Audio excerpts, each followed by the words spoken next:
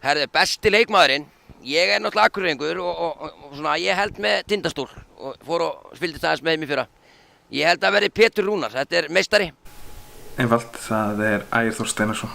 Kemur beint úr Leb Gold og verður langbestur í þessari deild. Ég veitur ásamt Linn Bæningsinni en Ægir verður bestur. Pétur Rúnar hjá Stólunum. Ég held að hann verði geggjaður núna sko. Besti leikmaðurinn?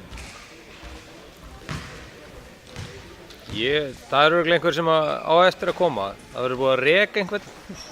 Reka bara Arnar og það er að reka alla kallana sína þegar hann verður geðbilaður og það er einhver sem kemur sem verður besti leikmaður. Besti leikmaður deildarinnar á eftir að vera